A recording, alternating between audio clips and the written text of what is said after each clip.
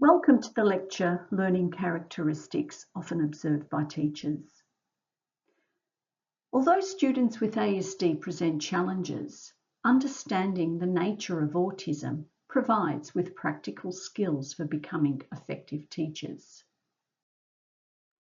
Teaching students with ASD can be complex and challenging, as these students have unique learning characteristics that are quite different to other groups of learners.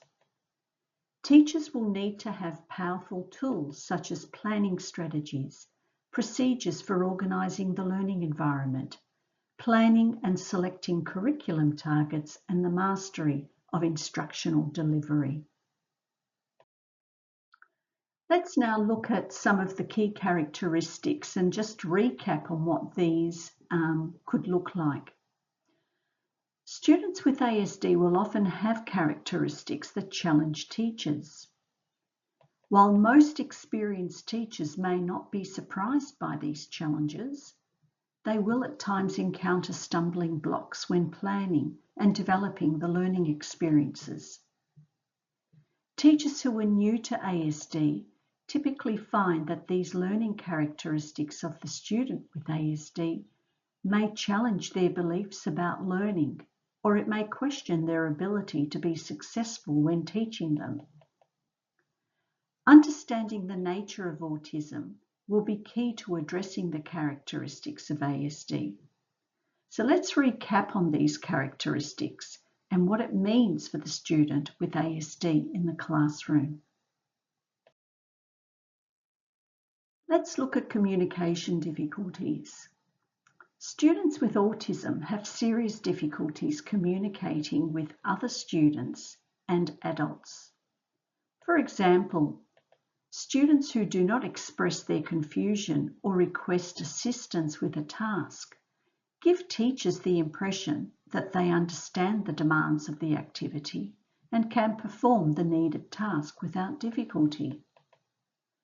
Other students have difficulty understanding teachers who make multi-step requests or who imply but do not directly state their expectations. So it is important to make our messages clear and concise for the student to follow in the classroom. Another characteristic of autism that challenges teachers is their reliance on visual input rather than auditory input. Teachers who are skilled in presenting information via lecture, asking frequent questions, or leading discussion groups often find it difficult to accommodate students who acquire information in a predominantly visual manner. This is even more challenging when students behave as though certain sounds, like a teacher's voice, are aversive and work to avoid them. Therefore, the use of different visual supports will be important to counteract some of these difficulties in the classroom. Some of these supports will be addressed later in this module.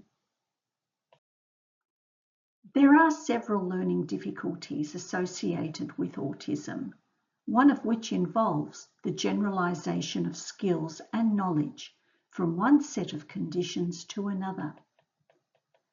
Generalization problems in autism have been noted in their social development, spontaneous language skills, self-care, and community living.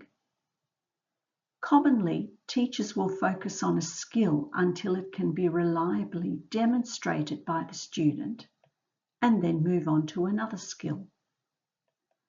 The downfall of this practice is that many students never learn the skill well enough or have practiced it in a variety of ways and settings for it to be fully functional.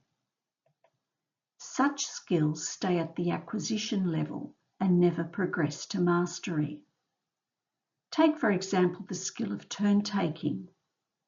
Most teachers report that this skill is demonstrated well in the classroom condition, but often report that the skill is not demonstrated when in the playground during recess. The skill of turn-taking is not yet functional or mastered, as it has not been taught under several conditions. Therefore, when developing and evaluating IEP goals, it will be necessary to address the skill under several conditions to determine mastery of the skill.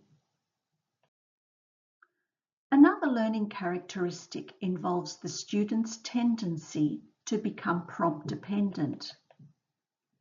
While many students have the ability to perform useful skills and routines, they often fail to initiate these actions until an adult gives the instruction. When a student does not know the answer to a question or how to perform a skill, teachers will often prompt the student, allowing them to finish the skill, and then allows the teacher to provide a reinforcement. With this repeated practice, the student becomes prompt dependent and will not initiate unless prompted the next time. This characteristic will be addressed further in this module. Another learning characteristic of students with ASD is stimulus over selectivity, which involves attending to a particular aspect of a task to the exclusion of more salient parts of the task. Students who experience over-selectivity might follow directions only when given by one person or work only when sitting in a particular chair. This creates difficulties for students who are expected to generalize a skill to new materials, settings, or people. Students taught vocabulary using pictures, for example, farm animals when presented in pictures, but may not be able to identify a real horse. Many teachers have discovered that a student's apparent knowledge of a concept was instead a student's selection of an irrelevant feature of the instruction. For example, a torn corner of the picture card showing a horse rather than the animal itself. This highlights their difficulty to prioritize what is relevant and irrelevant to focus on. This will impact on their ability to integrate ideas, sequence, organize, or generalize information or tasks to other settings or people. Many researchers have commonly reported that students with ASD do not respond well to changes in their routine.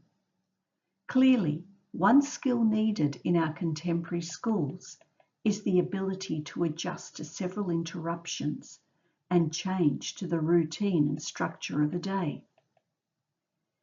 The assumption is that students with autism are dependent on routine is better discussed in terms of the students need to understand what is asked of them and predict the changes they face in their day at school.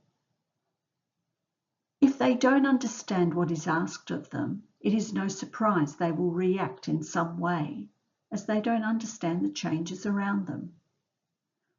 To address change, the schedule is a common tool used to plan and show change. This will be covered later in this module. And finally, let's talk about social reciprocity. Their lack of social reciprocity and possibly the presence of problem behaviour may lessen the willingness of teachers to persist in interacting with or placing demands on them. Teachers need reinforcement from students just as much as students need reinforcement from teachers if they are to maintain high levels of interaction. If a student screams, is aggressive, or ignores a teacher during instruction, that teacher will avoid placing demands on the student, if only to avoid disturbing the other students. Obviously, it is much more reinforcing to teach students who welcomes the interaction, companionship, and learning that the teacher offers.